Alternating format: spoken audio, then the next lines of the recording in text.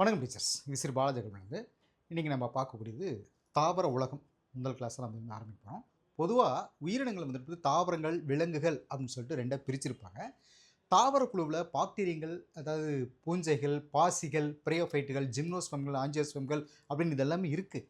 தாவரங்கள் பார்த்திங்க அப்படின்னா தனித்தன்மையான உயிரிகள் அப்படின்னு சொல்லப்படுது. ஏன்னா இதுகள் வந்து பார்த்திங்கன்னா சூரியன்கிட்டேருந்து பெறக்கூடிய அந்த ஒளி ஆற்றலை வேதி ஆற்றலாக மாற்றக்கூடிய திறமை, அந்த தன்மை வந்து இயற்கையாகவே தாவரங்கள்கிட்ட தான் இருக்குது. சரிங்களா?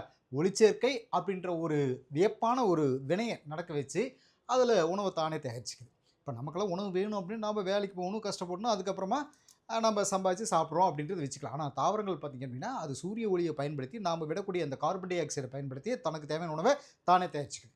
பூமியை பாதுகாக்குது. அது எப்படின்னா உலக வெப்பமயமாதல் அப்படின்னு சொல்லிட்டு சொல்கிறோம்ல, அதுக்கு காரணமாக இருக்கக்கூடிய கார்பன் டை ஆக்சைடு அப்படின்ற வாயுவை பிரித்து எடுத்து ஒளிச்சேர்க்கைக்கு பயன்படுத்தி தீய விளைவிலிருந்து பூமியை பாதுகாக்குது. சரிங்களா? இப்போது தாவரங்களுடைய அந்த வகைப்பாடு அப்படின்னு எடுத்துன்னு வச்சுக்கோங்களேன். இப்போ பரவலாக ஏற்றுக்கிட்ட ஒரு வகைப்பாட்டியல் அப்படின்னு சொல்லி பார்த்தீங்கன்னா எம்ப்ரியோஃபைட்டா அப்படின்னு சொல்லக்கூடிய எம்ப்ரியோஃபைட்டாவில் அடங்கின தாவரங்கள், அதாவது என்ன சொல்லுவாங்கன்னா பிரியோஃபைட்டா, ட்ரைக்கோஃபைட்டா அப்படின்னு சொல்லிட்டு ரெண்டு பிரிவுகளாக பிரிச்சிருப்பாங்க. பிரியோஃபைட்டா, ட்ரைக்கோஃபைட்டா அப்படின்னு சொல்லிட்டு ரெண்டு பிரிவுகளை பிரிச்சிருப்பாங்க. அதோட ட்ரைக்கோஃபைட்டாவில் மட்டுமே பார்த்தீங்க அப்படின்னா டெரிட்டோஃபைட்டா, ஸ்பெர்மடோஃபைட்டா அப்படின்னு சொல்லிட்டு, அதாவது ஜிம்னோஸ்பெர்மே, ஆஞ்சியோஸ்பெர்மே அப்படின்னு சொல்லிட்டு ரெண்டு வகையாக பிரிச்சிருப்பாங்க ட்ரைக்கோஃபைட்டா. ரொம்ப ஆழமாக உள்ளே போகிறதுக்கு முன்னாடி இதில் என்ன இருக்குங்கிறது முதல்ல நம்ம தெரிஞ்சுக்கலாம்.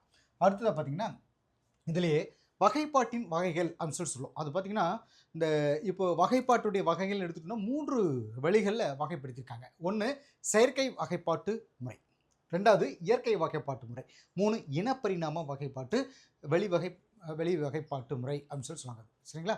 So right. இப்போது வகைப்பாட்டியலின் தந்தை அப்படின்னு சொல்லப்படக்கூடிய கரோலஸ் லின்னேயஸ், இந்த செயற்கை வகைப்பாட்டு முறையில் முதல்ல எடுத்துக்கிட்டோம்னா வகைப்பாட்டியலின் தந்தைன்னு சொல்லக்கூடிய கரோலஸ் லின்னேயஸ் பார்த்திங்கன்னா தன்னுடைய ஸ்வீடன் நாட்டை சேர்ந்த ஒரு தாவரவியலாளர். இவரை பற்றி சொல்லணும் அப்படின்னா இவர் 1753 ஸ்பீசஸ் பிளான்டாரம், ஸ்பீசஸ் அப்படின்னா சிற்றினங்கள் சொல்லக்கூடியது. ஸோ அப்படின்ற அந்த நூலில் பார்த்தீங்கன்னா செயற்கை முறை வகைப்பாட்டை பற்றி விளக்கி சொல்லியிருப்பார்.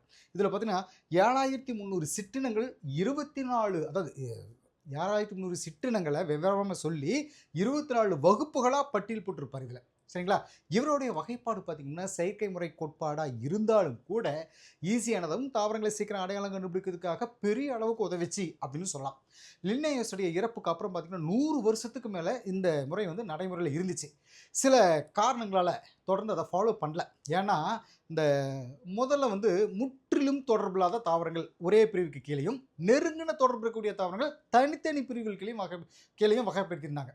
இப்போ எடுத்துக்காட்டு சொல்லணும்னா ஒரு விதை இலை தாவர தொகுப்பு சேர்ந்த ஜிஞ்சி வெரைசி அப்படின்ற தாவரங்களும், இருவிதை இலை தாவரை வகுப்பை சேர்ந்த அனகாடியேசி அப்படின்னு சொல்லக்கூடிய அந்த தாவரங்களும் ஒரே ஒரு மகரந்த தலை பெற்றிருக்கிறதுனால மெனண்டரியா அப்படின்ற ஒரே வகுப்புக்கு கீழே வகைப்படுத்தியிருப்பாங்க.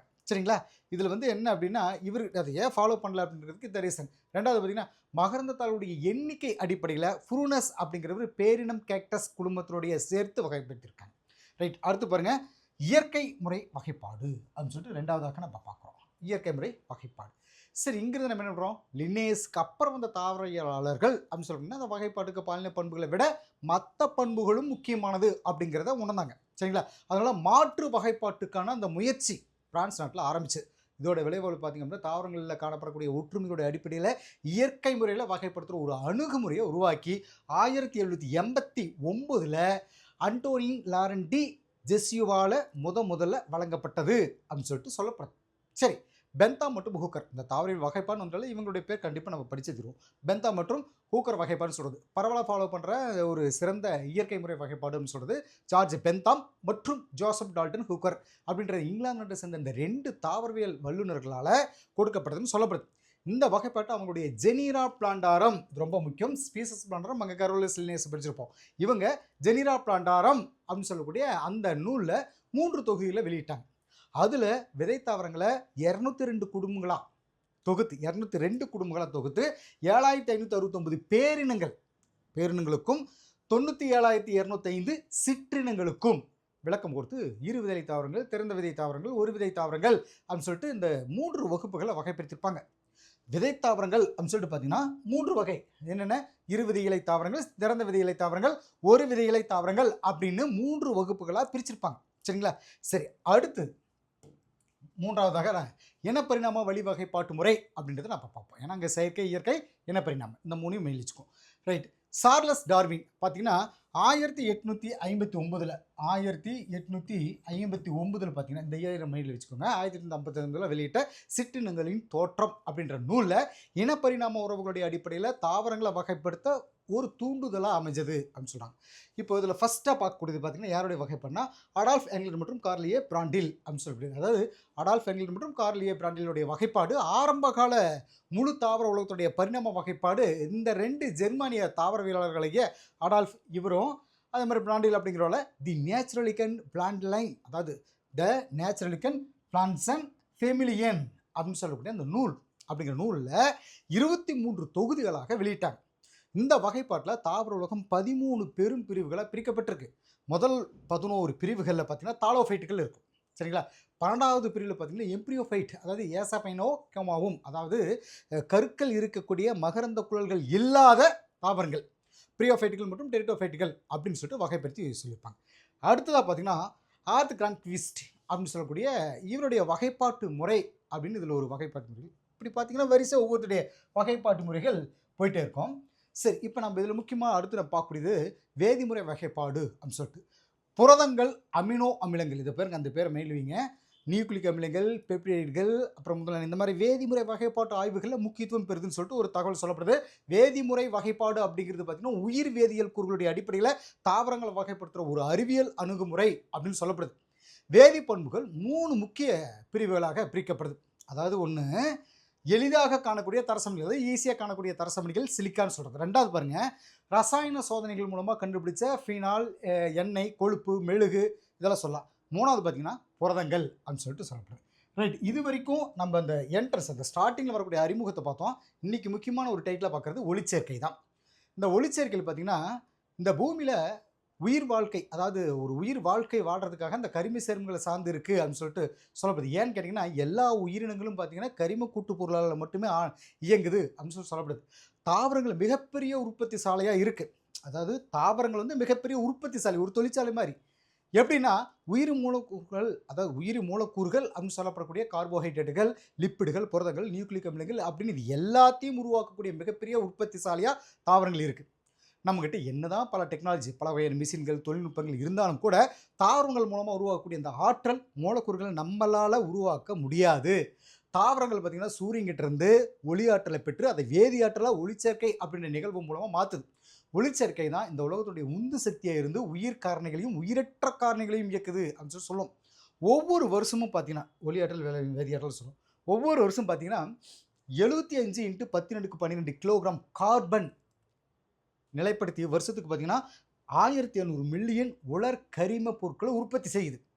இதுக்கு ஒளிச்சேர்க்கை செய்யக்கூடிய உயிரினங்கள் பயன்படுத்துறது பூமி மேலே விழக்கூடிய 0.2% சூரிய ஒளியை மட்டும்தான் அதை எடுத்துக்குது. புரியுங்களா? அப்போ சரி, இதிலே பாருங்கள், ஒளிச்சேர்க்கை மூலமாக உருவாக்குற அந்த கார்போஹைட்ரேட்டுகளை செல் சுவாசத்திலையும் பல விதமான கரிம சேர்மங்கள் வந்துட்டு உருவாக்குறதுக்கும் உதவுற அடிப்படை மூலப்பொருளாக இருக்குது.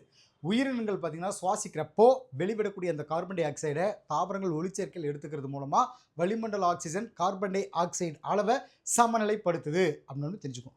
ரைட். இப்போ ஒளிச்சேர்க்கைக்குன்னு ஒரு டெஃபினேஷன் கொடுத்துருப்பாங்க. அந்த இது என்னென்னு பார்த்தீங்கன்னா அவனுடைய விரிவாக்கம் என்னென்னு பார்த்தீங்கன்னா ஒளியாற்றலை வேதியாற்றலாக மாற்ற ஒளியோட, அதாவது சூரிய ஒளியோட உதவியோட நிகழ்த்தப்படுற ஒளி வேதிய ஆக்சிஜனேற்றம் மற்றும் ஒடுக்கம், ஆக்சிஜன் ஒடுக்கம், இந்த வினைகள் அடங்கின செயலுக்கு பேர் ஒளிச்சேர்க்கை அப்படின்னு சொல்லிட்டு இந்த டெஃபினிஷனை மனப்பாடம் பண்ணிக்கலாம். அதெல்லாம் இதில் கொடுத்துருக்கு. அடுத்த பாருங்கள், இதிலே கார்பன் டை ஆக்சைடு, நீர், கார்போஹைட்ரேட் எது சொல்கிறோம்னா தாவரங்கள் கார்பன் டை ஆக்சைடு, நீர் அப்படின்னு எளிமையான பொருட்களை பயன்படுத்தி ஒளியோட, சூரிய ஒளியோட உதவியால் கார்போஹைட்ரேட்டுகளை உருவாக்கி ஆக்சிஜனை வெளியேற்ற நிகழ்ச்சின்னு சொல்லப்படுது. ஒளிச்சேர்க்கையுடைய ஒட்டுமொத்த வினை அப்படின்னு சொல்லி பார்த்தீங்கன்னா இங்கே இருக்கக்கூடிய ஃபார்முலா தான் CO2, என்ன சொல்கிறது, கார்பன் டை ஆக்சைடு, நீர், இது வந்து குளுக்கோஸ், இதில் பார்த்தீங்கன்னா C6H12O6ன்னு சொல்லக்கூடியது ஆக்சிஜன். இதில் என்ன ஒன்று சொல்கிறோன்னா இந்த கார்பன் டை ஆக்சைடு பார்த்திங்கன்னா 6 மூலக்கூறுகள் இருக்கக்கூடிய கார்பன் டை ஆக்சைடு, 6 நீர் மூலக்கூறுகள் இருக்கக்கூடிய கார்பன் டை ஆக்சைடு, அதாவது நீர் சொல்கிறது H2O நீர், 6 மூலக்கூறுகள் இருக்குது. இதில் என்ன ஒரு ஸ்பெஷல் அப்படின்னா ஆக்சிஜன் 6 வாட்டுன்னு சொல்கிறது, 6 மூலக்கூறுகள் இருக்கக்கூடிய என்ன சொல்கிறது ஆக்சிஜன், அதாவது ரூபன் மற்றும் கேமன் அப்படின்னு சொல்லக்கூடிய இவங்க 2 பேரும் என்ன செஞ்சிருப்பாங்க அப்படின்னா, 6 மூலக்கூறு ஆக்ஸிஜன் உருவாக்குறதுக்கு 6 மூலக்கூறு நீர் போதுமானதாக இல்லை. இங்க இருக்கக்கூடிய 6 மூலக்கூறு நீரானது 6 மூலக்கூறு ஆக்ஸிஜனுக்கு, புரியுதுங்களா? 6 மூலக்கூறு ஆக்ஸிஜனை உருவாக்குறதுக்காக இந்த 6 மூலக்கூறு நீர் போதுமானதாக இருக்கிறது இல்ல அப்படின்னு இங்க இருக்கக்கூடிய ஃபார்முலாவை நிரூபிச்சு இந்த வினையோட சமன்பாட்டை மாத்துனாங்க. எப்படின்னா, இங்க இருக்கக்கூடிய பாருங்க 6 மூலக்கூறு நீர் தானே, இது வந்து 12 மூலக்கூறு நீர்களாக இதை மாத்திருப்பாங்க. சரிங்க, இப்போ இங்க என்ன நடந்துட்டு இருக்கு அப்படின்னு சொல்லி பார்த்தீங்கன்னா, இப்போ இந்த ஒரு ஏரியா மட்டும் நம்ம எடுத்துட்டோம் அப்படின்னா 6 இருக்குன்னு வச்சுக்கோங்களேன். இந்த 6ங்கிறது யாருக்கு சொந்தம்? இந்த கார்பனுக்கும் சொந்தம், இங்க இருக்கக்கூடிய ஆக்சிஜனுக்கும் சொந்தம் இல்லைங்களா? O2ன்னு சொல்லக்கூடிய இந்த 6 இப்படி இருக்கு. இதை வந்து ஃபார்முலாவுக்கு தகுந்த மாதிரி இதை நம்ம மாற்றி அங்கே எழுதிக்கிறோம். சரிங்களா? இப்போ ஒன்றும் கிடையாது. இப்போ 6O2 இப்போ C6ன்னு இருக்கா, இது எப்படி பண்ணிக்கிறோம்? இந்த 6C இருக்கிறத C6 அப்படின்னு போட்டுக்கிறோம். இப்போ பாருங்க, இது வந்து எங்கே இருக்கு? C6 அப்படின்னு இங்கே ஒன்று வந்துச்சா? நெக்ஸ்ட் பாருங்க 6O2 இது வந்து எங்கே இருக்கு? கடைசியாக பாருங்க 6O2 6 மூலக்கூறுகள் இருக்கக்கூடிய ஆக்சிஜன் அப்படின்னு சொல்லிட்டு நம்ம அதில் போயிடுச்சு. ஸோ இந்த இது கிளியர் ஆயிடுச்சா? இப்போ 6H2O அப்படிங்கிறது பார்த்தீங்கன்னா 6H2O அப்படின்னா 6 அங்கே இருக்கக்கூடிய அந்த 6ங்கிறது H2க்கும் சமம், ஓவுக்கும் சமம். அப்போ 6ங்கிறது O6ன்னு நம்ம இங்கே போடும்பொழுது இதை நம்ம பெருக்குன்னு வச்சுக்கோங்களேன், H12ஆக நமக்கு கிடைக்குதா? இங்கே H12 அதாவது 6 2 12 அப்படின்னு சொல்லிட்டு H12 அப்படின்னு சொல்லிட்டு வச்சுக்கோ. ஸோ இந்த H12 எங்கே இருக்குது அப்படின்னா இந்த இடத்துக்கு வந்தாச்சு. அப்புறம் மீதி இருக்கக்கூடிய O6 இந்த இடத்துக்கு வந்தாச்சு. புரியுங்களா? ஸோ இப்போ இங்கே இருக்கக்கூடிய அத்தனையுமே அங்கே அதுக்கு கன்வெர்ட் ஆகிடுது. இப்போது ஓங்கிறது வந்து பாருங்கள், நமக்கு இங்கே 6 O6 அங்கே போயிடுச்சு, அப்புறம் O2ங்கிறது அங்கே போயிடுச்சு. சரியா? சரி, இங்கே என்ன சொல்லியிருக்காங்க அப்படின்னா, இவங்க யாராருங்க? அந்த 2 பேர் யாராரு? ரூபன் மற்றும் கேமன் அப்படின்னு சொல்லணும் பார்த்தீங்களா? இவங்க சொன்ன விஷயம் என்ன அப்படின்னா, 6 மூலக்கூறு ஆக்சிஜன் உருவாக்குறதுக்கு 6 மூலக்கூறு நீர் போதுமானதாக இல்லை. 6 மூலக்கூறு நீர் போதுமானதாக இல்லை அப்படின்னா நம்ம என்ன சொல்கிறோம்? 12 இருக்குன்னு வச்சுக்கோங்களேன். இது வந்து 6 + 6 அப்போ 2 H2O அப்படின்றது நமக்கு கிடைக்குதா? அப்போது ஒரு இது வந்து நமக்கு இங்கே கிடைக்கும் பொழுது அந்த H2O, இங்கே ஒரு H2O, அதே மாதிரி பாருங்கள் இந்த பக்கத்தில் இங்கே இருக்கக்கூடிய இந்த H2Oவும் நம்ம எடுத்துக்கிறோம். இப்போது இன்னொரு H2O அப்படிங்கிறப்போ இது 2 சேர்ந்தது தானே, 6 × 6 = 6 12 இந்த இடத்துல வந்துடுது. H2O இந்த இடத்துக்கு வந்துடுது. ஸோ இங்கே என்ன பண்ணியிருக்காங்க? எக்ஸ்ட்ராவாக ஒரு 6 H2Oங்கிற விஷயம் ஆட் ஆகிடுதா? சரிங்களா? இவ்வளோ தான் அவங்க சொன்ன அந்த ஃபார்முலா. மீதி அந்த C6H12 O6 அப்படிங்கிறது அங்கேயே வந்துடுது. அப்புறம் O2 அப்படிங்கிற விஷயமும் அங்கேயே நமக்கு கிடைச்சிது. சரிங்களா? ஸோ இதில் வந்து என்னென்னா லாஸ்ட்டில் இங்கே இந்த 6O இங்கே இருக்கக்கூடிய இந்த இதுவும் நம்ம அதில் சேர்ந்துடும். சரி, இப்போ இங்கே என்ன சொல்ல வராங்க அப்படின்னா, இதுதான் வந்து அவங்க முழுசாக, அதாவது ஒரு 6 இந்த இடத்துல 6ங்கிறது ஒன்று ஆட் பண்ணிக்கோங்க. பிரிண்ட் பண்ண மாட்டேங்குது, இது டைப் பண்ணுறதுல மிஸ்டேக் ஆகிருக்கு. சரி, இப்போ பாருங்கள் இந்த ஃபார்முலாவும் எப்படின்றது உங்களுக்கு புரிஞ்சிருக்குங்களா? இப்போ வந்து 6 10ல் 6ன்றது ஒன்று சேர்த்து 12 நீர் மூலக்கூறுகள் வச்சு அவங்க கொண்டு வந்திருக்காங்க 6 மூலக்கூறுகள் கொண்ட ஆக்சிஜனை கொண்டு வரதுக்காக. சரிங்களா? ரைட். இங்கே இருக்கக்கூடிய இந்த ஒளிச்சேர்க்கைக்கு முக்கியமான ஃபார்முலா, இது அடிக்கடி எக்ஸாமில் கேட்குறது இது மட்டும் தான். சரி, இப்போ நம்ம அடுத்தது போயிடலாம். இப்போ என்னென்னா, ஒளிச்சேர்க்கை அப்படிங்கிறது பார்த்தீங்கன்னா ஒட்டுமொத்த ஆக்சிஜனேற்றம் மற்றும் ஒடுக்க வினைகள் அப்படின்னு சொல்லப்படுது. சரிங்களா? இது ஒரு முக்கியமான ஒரு தகவல் வச்சுக்கோங்க. இப்போ என்ன ஆக்சிஜனேற்றம் அப்படின்னு ஒன்று நம்ம இருப்போம். அப்படின்னா என்ன? நீரானது ஆக்சிஜனேற்றம் அடைஞ்சு ஆக்சினாக மாற்றுது, அதாவது எலக்ட்ரான் இழப்பு ஆக்சிஜனேற்றம் அப்படின்னு சொல்லப்படுது. அப்போ ஒடுக்கம்னா எலக்ட்ரான் ஏற்றம், அவ்வளோதான் விஷயம். இப்போ இங்கே ஒடுக்கம் அப்படிங்கிறது கார்பன் டை ஆக்சைடு ஆனது ஒடுக்கம் அடைஞ்சு கார்போஹைட்ரேட்டுகளாக மாற்றுது. இதுங்க வந்து பார்த்தீங்கன்னா எலக்ட்ரான் ஏற்பு அப்படின்னு சொல்லி சொல்லுவோம். சில பாக்டீரியங்களில் பார்த்தீங்கன்னா ஆக்சிஜன் வெளியிடுறது இல்லை, இது ஆக்சிஜன் இடாத அல்லது காற்றில்லா ஒளிச்சேர்க்கை அப்படின்னு சொல்லப்படுது. எடுத்துக்காட்டுக்கு சொல்லணும்னா பசுங்கந்தக, ஊதா கந்தக மற்றும் இலை பாக்டீரியாக்கள் அப்படின்னு சொல்லப்படுது. ஒளிச்சேர்க்கையுடைய முக்கியத்துவம் பார்த்தீங்க அப்படின்னா, ஃபஸ்ட்டு முதல்ல வந்து ஒளிச்சேர்க்கையினுடைய அந்த முக்கியத்துவம் அப்படின்னு சொல்லிட்டு தனியாக ஒரு சில விஷயங்கள் பார்ப்போம். உணவு எதுக்காக சொல்கிறோன்னா, ஒளிச்சேர்க்கை செய்கிற உயிரினங்கள் இந்த உலக உயிரினங்களுக்கு நேரடியாகவோ மறைமுகமாகவோ உணவு கொடுக்குது. ரெண்டாவது பாருங்கள் ஆக்சிஜன் சமநிலை, அதாவது இந்த ஒரு இயற்கை நிகழ்வுனால மட்டுமே ஆக்சிஜன் வெளியேற்றப்பட்டு, சரிங்களா, ஆக்சிஜன் அந்த இதில் தாவரங்கள்கிட்ட ஆக்சிஜன் வெளியே வந்துட்டு வளிமண்டலத்தில் ஆக்சிஜன் சமநிலை அடையுது அப்படின்னு சொல்லப்படுது. மூணாவது பாருங்கள், அதாவது ஒளிச்சேர்க்கை இயற்கையுடைய ஆக்சிஜன் கார்பன் சுழற்சியை சமன்படுத்துதுன்னு சொல்லப்படுது. நாலாவது நிலக்கரி பெட்ரோல், எதுக்கான? ஒளிச்சேர்க்கை தாவரங்கள் மூலமாக தான் நிலக்கரி பெட்ரோல் இதெல்லாம் பெறப்படுது அப்படின்ற ஒரு முக்கியமான விஷயம். ஆற்றல் உருவாக்கம். 5 பார்த்தீங்கன்னா ஒளிச்சேர்க்கை உயிரினங்களே முக்கிய உற்பத்தியாளர்களாக செயல்பட்டு அந்த ஆற்றலை உருவாகுது பாருங்க. மற்ற உயிரினங்கள் ஆற்றலுக்காக ஒளிச்சேர்க்கை உயிரினங்களை சார்ந்து இருக்குது அப்படின்ற ஒரு விஷயத்தை நம்ம சொல்லணும். 6வது கால்நடை தீவனங்கள். அதாவது ஒளிச்சேர்க்கை நிகழ்ச்சி மூலமாக தான் கால்நடை தீவனங்கள், நாரிழைகள், மரக்கட்டைகள், எரிபொருள்கள், மருந்து பொருட்கள் எல்லாமே கிடைக்குது. சரிங்களா? ஒளிச்சேர்க்கை நடக்கக்கூடிய இடம்னு எடுத்துட்டோம்னா பசுங்கணிகம் தான். அதுக்குள்ளே இருக்கக்கூடிய பசுங்கணிகம் தான். இலையில பச்சையாக இருக்கு பாருங்க, அதில் பசுங்கணிகம் இருக்குது. அதில் இருந்தால் ஒளிச்சேர்க்கை நடக்குதுன்னு சொல்லப்படுது. ஒளிச்சேர்க்கை நிகழ்வுடைய ஆற்றல் உருவாக்குற வினையான ஒளிவினையும் கார்பனை நிலைநிறுத்தம் செய்கிற இருள் வினையும் இங்கே தான் நடக்குது. ஒளிச்சேர்க்கை நிறமிகள் அப்படிங்கிறது ஒரு நமக்கு முக்கியமான ஒரு தகவல் எடுத்துக்குவோம். அந்த ஒளிச்சேர்க்கை நிறமிகள்லேருந்து என்னென்னு நம்ம எடுத்துக்க போகிறோம்னா ஃபஸ்ட்டு பச்சையம் தான். அதாவது பசுங்கணிகளில் அது மட்டும் இல்லாமல் ஒளிச்சேர்க்கை பாக்டீரியாக்களில் காணப்படுற நிறமிகள் ஒளிச்சேர்க்கை நிறமிகள்னு சொல்லப்படுது. அதாவது இது ஒளிச்சேர்க்கைக்கு தேவையான ஒளி ஆற்றலை, வெளிச்சம், ஒளி இந்தலாம் சரிங்களா, ஒளி ஆற்றலை புரியுங்களா, அந்த ஒளி ஆற்றலை ஈர்க்குதுன்னு சொல்லுது. முதல்ல பச்சையம் இது ஒரு முதன்மையான நிறமி. இது வந்து பார்த்திங்கன்னா வினை மையமாக செயல்படுது. மற்ற நிறமிகள் துணை நிறமிகளாக செயல்படுதுன்னு சொல்லுவாங்க. சூரிய ஆற்றலை பெற்று அதை முதன்மை நிறமிக்கு கடத்தது. இது வந்து அதுதான் செய்யறதுல. 2வது கரோட்டினாய்டுகள். இது ரொம்ப ரொம்ப முக்கியம். கரோட்டின் அப்படின்ற விஷயம் வந்து ரொம்ப ரொம்ப முக்கியம். அதாவது இது வந்து பார்த்திங்கன்னா மஞ்சள்லேருந்து ஆரஞ்சு நிறம் இருக்கக்கூடிய அந்த நிறமிகள் பெரும்பாலும் பார்த்திங்கன்னா டெட்ராஃபின்களாக இது இருக்கும். அது மட்டும் இல்லாமல் இந்த நிறமிகள் எல்லாமே நீலம்லிருந்து ஊதா நிற ஒளியை வலிமையோடு ஈர்க்குதுன்னு சொல்லப்படுது.